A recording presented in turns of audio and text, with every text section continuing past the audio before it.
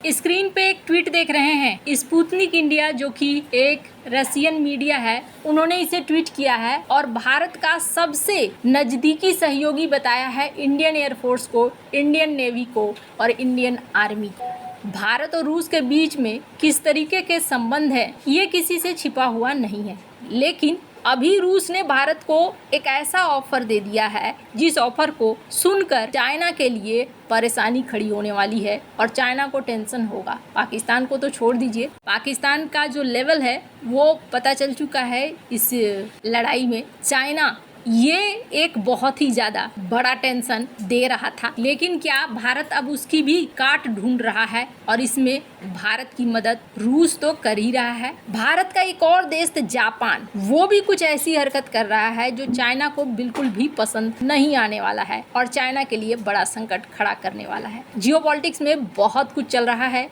हमेशा की तरह CIS न्यूज नेटवर्क के इस एपिसोड में जानने को मिलेगा बहुत कुछ। आइए जानते हैं इन खबरों को विस्तार से। ये जो S-400 का जलवा हमने देखा ना, ये S-400 बहुत आसानी से नहीं आया था। इस S-400 के आने के बीच में बड़े सारे पापड़ बेलने पड़े थे और कमाल की बात यह है कि जिस समय भारत ये सौदा कर रहा था उस समय अमेरिका में डोनाल्ड ट्रंप की सरकार थी और डोनाल्ड ट्रंप की सरकार ने पहले भी इस बात को कह दिया था कि अगर तुम ये डील करते हो तो हम तुम्हारे ऊपर लगा देंगे प्रतिबंध। लेकिन भारत इस डील को करने के लिए प्रतिबद्ध था और भारत ने कहा कि हम ये डील करेंगे। भारत ने इस डील को कर तो लिया। अब दुनिया की नजरें पड़ गई कि भारत इस कूटनीतिक संकट को हल कैसे करेगा। पाकिस्तान खुश, चाइना भी खुश कि चलो बढ़िया है, S-400 खरीद तो लिया, लेकिन अब अमेरिका लगाएगा इसके ऊपर आर्थिक प्रतिबंध। अब इसी समय एक अमेरिकी सांसद आता है रो खन्ना और वो एक प्रस्ताव डालते हैं। प्रस्ताव भी कैसा, चलो कानून ही बदल डालते हैं जिस कानून के तहत भारत के ऊपर प्रतिबंध लगने थे काटसा के। हालांकि ये सब ऐसा नहीं है कि बहुत आसानी से हो गया। S-400 की खरीद के बदले में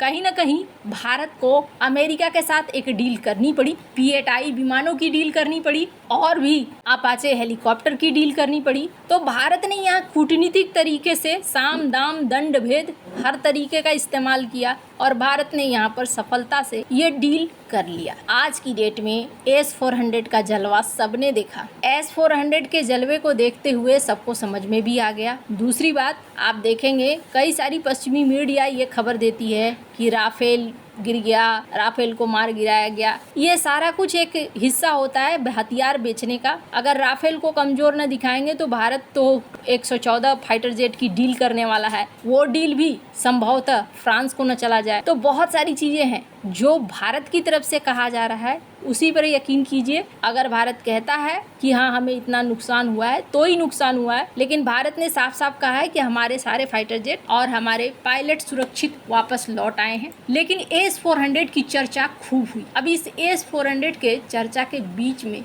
स्क्रीन पर एक आर्टिकल देख रहे हैं। रूस ने भारत को S-500 के जॉइंट प्रोडक्शन का प्रस्ताव दिया है। अब दो बातें आपको समझनी होगी। पहली चीज, रूस तो चाइना का बड़ा मित्र है, आयरन बिरादर से भी ऊपर वाला, लेकिन इसने चाइना को क्यों नहीं ऑफर किया। और एक और मजेदार बात, जिस वक्त भारत और पाकिस्तान के बीच में जंग वाले सीन थे और एक दूसरे के साथ ये मारामारी खेल रहे थे, उस समय चाइना पाकिस्तान के साथ खड़ा था और पाकिस्तान को ये कह रहा था कि भाई हम तुम्हारे साथ हैं। भारत को ये समझा रहा था कि पाकिस्तान की संप्रभुता का उल्लंघन न करना वरना। और उसी समय स्क्रीन पर एक आर्टिकल देखिए, रूस भारत के साथ खड़ा था। रूस ने कहा कि आतंकवाद के खिलाफ भारत के एक्शन के हम साथ हैं और ये बात 9-10 मई के आसपास कही गई। वो ऐसा समय था जब चरम पर दोनों पे एक्शन चल रहा था, तब खुलकर भारत का ये कहना बहुत मायने करता है। और डॉक्टर S जयशंकर ने इसका रिप्लाई भी दिया कि धन्यवाद। ये एक बड़ी चीज है जो चाइना को एक बड़ा संकेत तो देती है। दूसरी बड़ी चीज ये कि S-500 भारत को क्यों मिलकर बनाना चाहिए। अगर रूस ने इस ऑफर को दिया है तो क्यों मान लेना चाहिए। S-500 की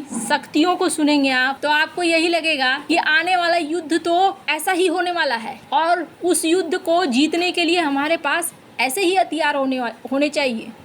जैसे कि S-500 की एंटी बैलिस्टिक रेंज है 600 किलोमीटर और डिफेंस की रेंज है 500 किलोमीटर। टारगेट की जो स्पीड है 7 किलोमीटर प्रति सेकेंड और एक साथ 10 हाइपरसोनिक टारगेट को भेदने की क्षमता है। किस किस को मारकर गिरा सकता है? हाइपरसोनिक विमानों को गिरा सकता है, मिसाइलों को गिरा सकता है और लो अर्थ ऑर्बिट के जो सैटेलाइट्स हैं जिनके जरिए इंफॉर्मेशन मिलता है उसको भी जमीन पर बैठे बैठे ये मारकर गिरा सकता है। इसके अलावा तीसरा, अंतरिक्ष से कोई हथियार आता है, कोई यूएवी आते हैं तो उनको भी मार गिराने की क्षमता है। अब ये चीज आपको समझ में आ गई होगी कि S-400 को कमाल को हमने देखा, लेकिन S-500 तो इसका भी बाप दादा है। अब अगर भारत और रूस दोनों जॉइंट प्रोडक्शन करते हैं तो भारत के लिए भी ये अच्छा है और रूस के लिए भी अच्छा है। अब सवाल ये उठता है कि रूस ने चाइना को ऑफर क्यों नहीं किया? रूस जानता है बहुत अच्छे से, पिछली बार S-400 भी चाइना ने खरीदा है,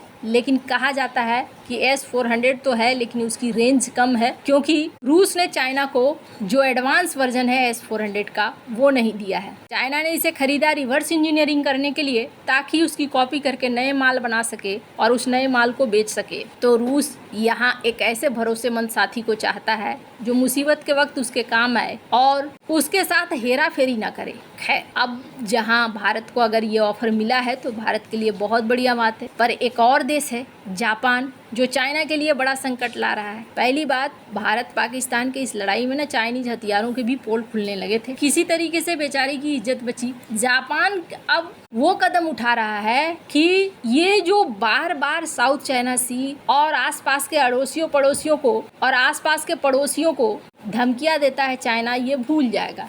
जापान अब बांटना शुरू कर रहा है 6ठी पीढ़ी के लड़ाकू विमानों को। हालांकि आपको बता दूं अभी बना नहीं है। GCAP जो कि ग्लोबल एयर कॉम्बैट प्रोग्राम है, यूके, इटली और जापान मिलकर इसे बना रहे हैं। अब जापान ने पहले भारत को ऑफर किया शामिल हो जाओ, और अब ऑस्ट्रेलिया को भी ऑफर कर रहा है। भारत, ऑस्ट्रेलिया, जापान ये तीनों ही क्वाड के मेंबर हैं। अमेरिका तो संभवतः इसमें शामिल होगा नहीं, लेकिन धीरे धीरे माना जा रहा है कि जो भी चाइना के दुश्मन देश हैं, जापान उन्हें ये शेयर कर रहा है। एक समय ऐसा आए जो चाइना के लिए, ये जो चाइना बार बार कहता है टेक्निकली हम बहुत अच्छे हैं, वो कहना बेकार हो जाए। आपको क्या लगता है? इन सब मामले में आपकी क्या राय है? कमेंट कर जरूर बताएं। जल्द मिलते हैं अगले वीडियो में नई खबर के साथ।